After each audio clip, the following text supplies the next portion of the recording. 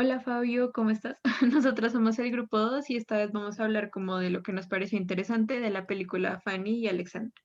Entonces, bueno, para empezar, estaba hablando con mi compañera y nos pareció muy interesante cómo este personaje Alexander y cómo veía, cómo mostraba la película esta dualidad entre la imaginación y la mentira y cómo muchas veces la imaginación se puede tomar realmente como algo negativo, pero cuando lo estábamos pensando, como que relacionándolo con Aldo Rossi, él diseñó y dibujó muchísimas más obras de las que realmente pudo construir y a veces nosotros vemos eso de una manera peyorativa, como que es, wow, y no construyó la obra, no la realizó, no la materializó, pero en realidad es un proceso igual de valioso el diseñar una obra que se va a construir, porque hace parte como de todo este proceso de la imaginación que veía, pues, que veíamos como reflejado en Alexander.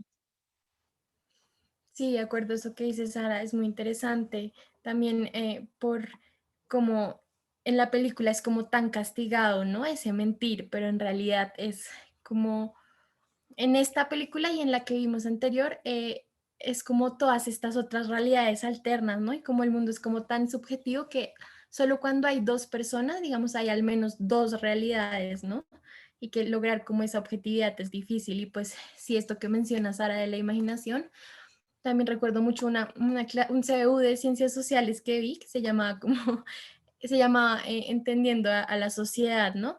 Y ahí hablábamos como del lenguaje, ¿no? Y como el lenguaje es paradójico en cierto modo porque te permite como poner la realidad en palabras, pero al permitirte eso también te permite como mentir, o sea, poner el mundo en tus palabras también puede llevarte como a mentir, entonces es muy interesante todo este tema de lo que es realidad, lo que no, y de la imaginación.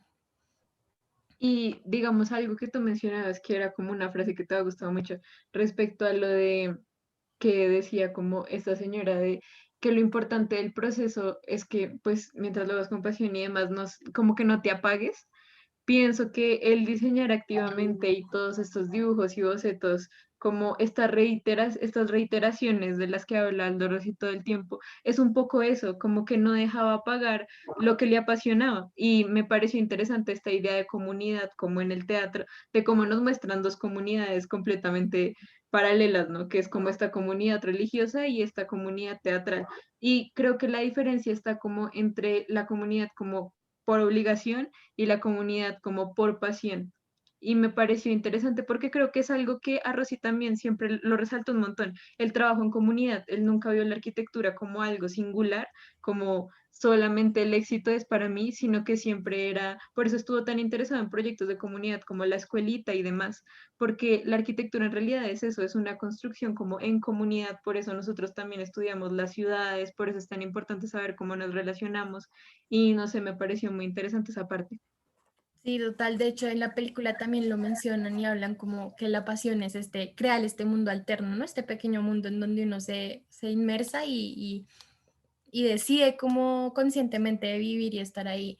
Y creo que lo que más rescato y quiero como resaltar de la película es esa reflexión hacia, o sea, cómo dividen la vida no tanto en momentos, eh, sino en roles, ¿no? Y cómo nos lleva como a cuestionarnos si realmente como que actuar es algo está inerte en nosotros, ¿no? Sí, tal vez, porque una veces piensa, ¿no? Como, no, es que yo no serviría para actuar, pero cuando lo piensas realmente es como que uno está actuando en su día a día, ¿no? Tal vez, no sé, yo siempre he pensado que tal vez más que llevar como máscaras y actuar diferentes roles, es como que tenemos varios yos internos, ¿no? Siento que cuando uno cree tener muy claro quién es, ¿no? Pero cuando te preguntan por tu identidad, creo que es más difícil y fue un poco lo que nos pasaba también con la autobiografía, ¿no? Que al hacerla y al preguntarse uno por uno mismo es más complejo.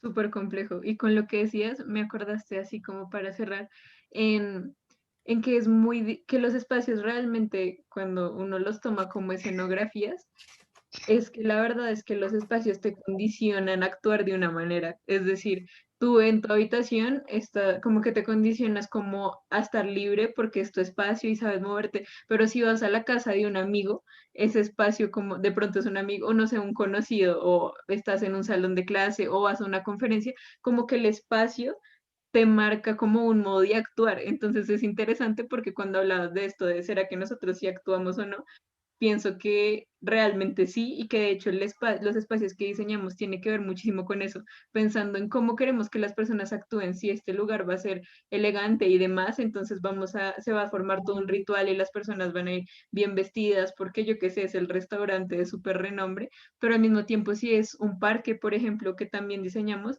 lo que queremos es que las personas actúen de una manera como más natural, de estar relajadas, de jugar.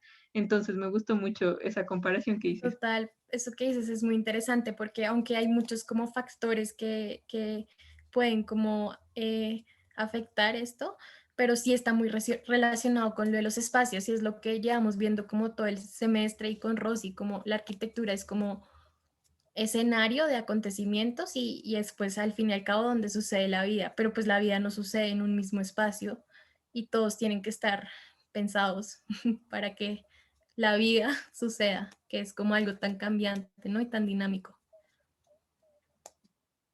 Exacto. Bueno, Fabio, gracias. Estas fueron como nuestras reflexiones. Esperamos que te hayan gustado.